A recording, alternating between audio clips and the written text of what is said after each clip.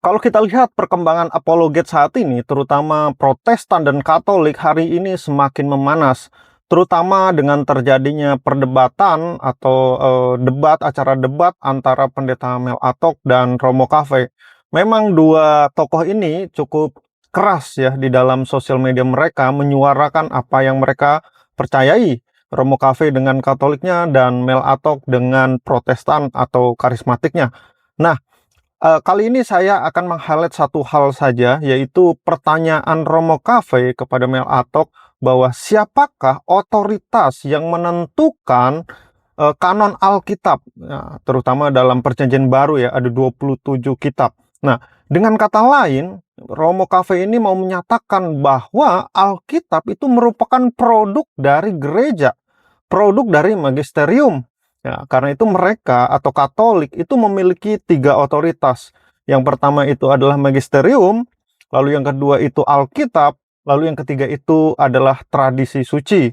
Nah, sedangkan Protestan sendiri dari Martin Luther mereka sudah memegang prinsip sola scriptura. Jadi tidak ada otoritas yang lebih tinggi daripada Alkitab. Nah, tradisi itu juga menolong membantu kita dalam menerjemahkan atau menafsir Alkitab, tapi tradisi pun harus tunduk terhadap Alkitab. Itulah konsep dari sola scriptura tersebut.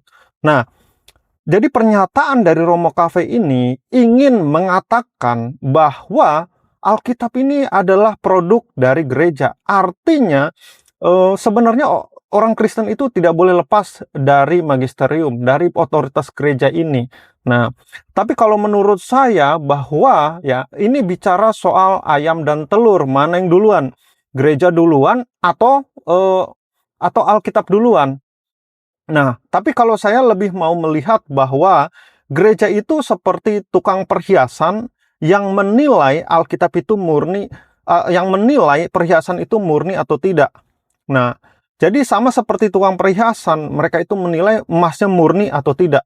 Begitupun dengan para pemimpin gereja, magisterium, itu bukan mereka yang mendikte Alkitab, tetapi mereka didikte oleh Alkitab, gitu. Mereka didikte oleh 27 kitab tadi. Jadi kalau bicara soal gereja dan Alkitab, mana yang lebih duluan? Nah, tentu saja kita tidak bisa bilang bahwa gereja lahir duluan. Justru gereja itu juga dibentuk oleh Alkitab. Karena kita tahu beberapa surat-surat Paulus itu yang membentuk gereja. Jadi menurut saya gereja pun harus tunduk terhadap firman Tuhan. Karena kalau tidak bisa jadi itu bisa ke arah yang salah. Kita tahu beberapa keputusan-keputusan dari Paus itu juga mengalami banyak masalah. Misalnya juga ada perang salib di sana begitu. Nah, kita tahu bahwa ada banyak keputusan-keputusan yang akhirnya membawa kepada kesalahan begitu. Jadi menurut saya perdebatan antara Katolik dan Protestan ini pasti akan terus berlanjut karena ini sudah terjadi semenjak 400 tahun dimulai dari Martin Luther pada saat itu yang menulis 95 tesis. Nah, kita perlu melihat bahwa gereja justru harus dimurnikan dengan firman.